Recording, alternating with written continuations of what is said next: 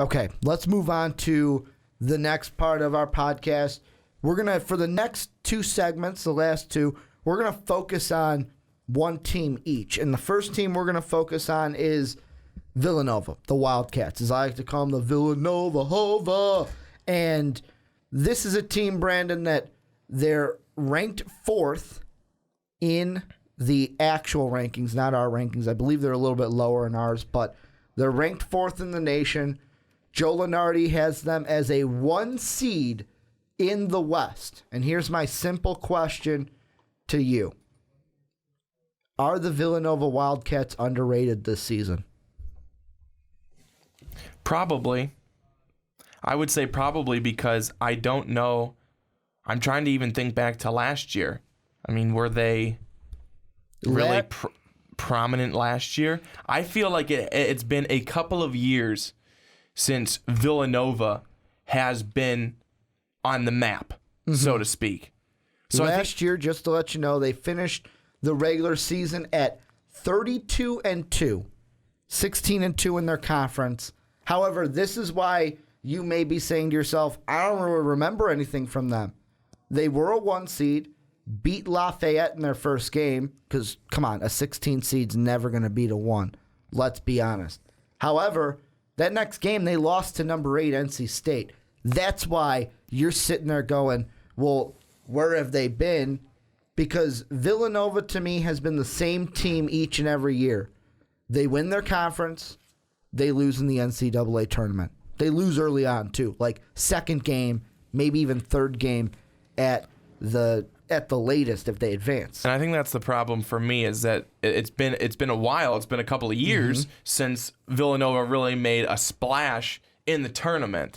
So I think that once they do that again, people will acknowledge them again for, being this good team. They have had some good wins, though. I mean, they beat Butler. They spanked Xavier.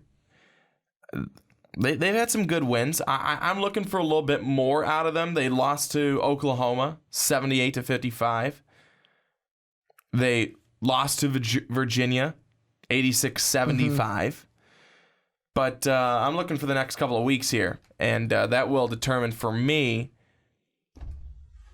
if Villanova is going to be that team this year that we've seen in the past from them. But I don't know. To me, I'm looking to Sunday. This Sunday coming up, and if you're like, guys, I just found this on your YouTube channel as it went up. On the YouTube channel, this segment went up. It's 1 day before this game happens, but against number 16 Providence. Yep. That's the game. And the only reason it's not happening on Saturday is because of snow in the upper northeast this week. It's another thing I read that even Georgetown is like slashing ticket prices the more and more snow that they get up there in the Northeast. But that's the game I'm looking for. That's it. And I was so excited to see it Saturday. And then I go, oh, wait. You know what? I got to wait. I got to wait another day to see this game because to me in that conference in the Big East, Providence they're the shocker. I look at Providence and went, where the fuck did they come from? Villanova, to me, it's like, whatever. You'll make the tournament. You'll be a 1 seed. For Villanova, to me, I don't even focus on them in the regular season because of just that. What have you, you always do well in the tournament, and then you get to the tournament as a 1 seed. You always do well in the regular season. Yeah, that's what I mean. Most of the time, they get to the tournament as a 2 seed, and they'll lose to the 15th seed. They'll duke it, basically. Duke and Villanova have the same kind of routine the last couple of years. Duke breaking that routine with their national title.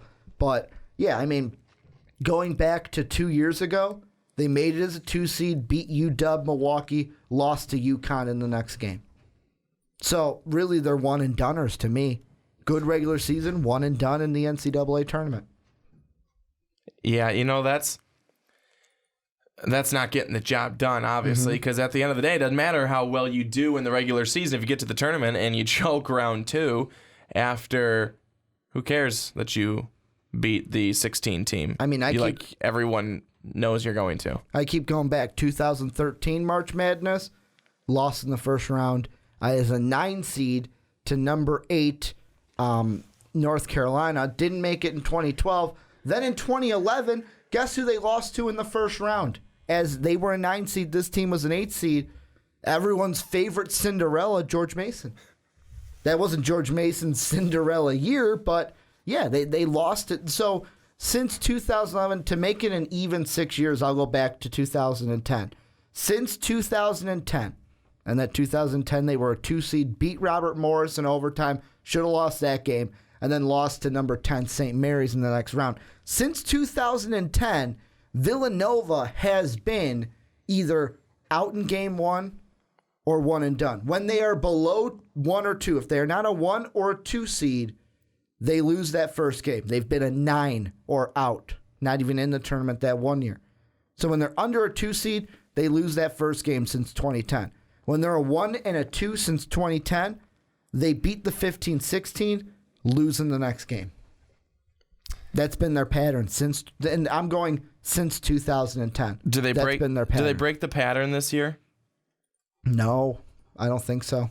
I really don't think they break the pattern. And the main reason why I don't think they break the pattern is I even look at that team and I go, they don't have, to me, and I know that in the comment section I'm going to get numerous people just listing off names of people that are on Villanova, but to me as a fan from the Midwest who doesn't focus on Villanova during the regular season, because let's be honest, you guys are good and you guys are a good regular season team.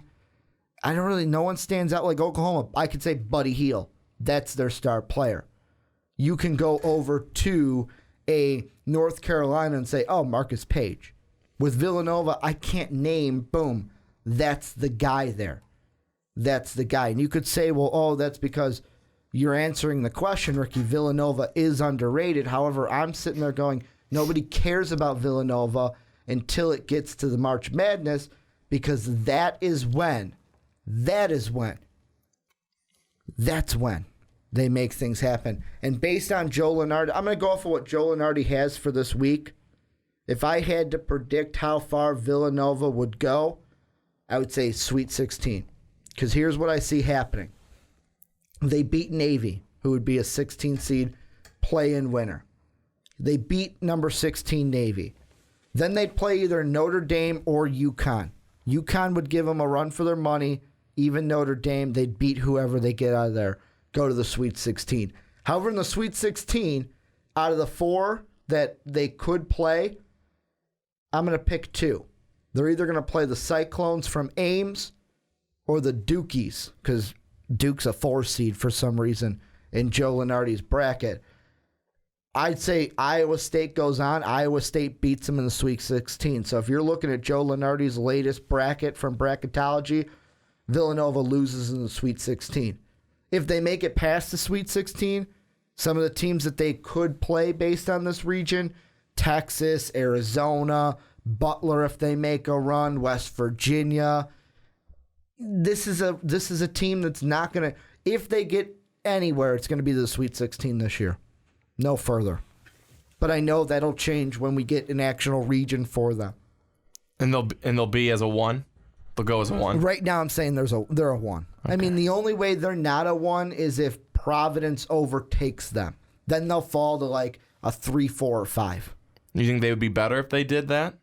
Do you think they'd have more success being a 3, 4, 5? Maybe, but I mean, if history proves itself, when you're not a 1 or a 2, you lost in the first round since 2010. So usually when it comes to March Madness, I know that they say you can do anything, but me as a filler outer, history usually repeats itself. That's why you hear the bracketologists always say, well, you know what, in the past, the 4 seeds usually get upset in this one. Usually history does have a weird way of repeating itself, Brandon. It usually does. I think you're right, because I think I've heard that before. Yeah, you've heard it in almost every history class you've probably taken. Yeah. Yikes. Yeah, I wasn't a history guy myself. But yeah, Villanova to me is just you'll make the tournament. However, the one thing I will throw out there, and I'll throw it at you. You asked me well, would it behoove them to maybe drop out of the top 2 seeds?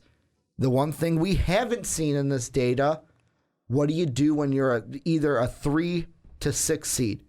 Because they've either been 1, 2, or 9 since 2010.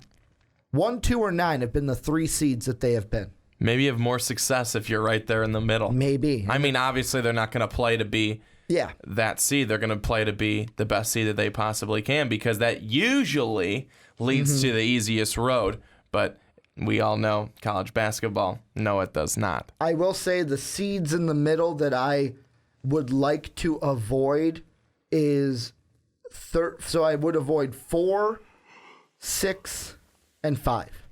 The reason being is those are the ones where, especially at 5-12 and 4-13, past few years, those double-digit teams have been getting some quality wins. They've been gaining some steam for sure. When it comes to March Madness.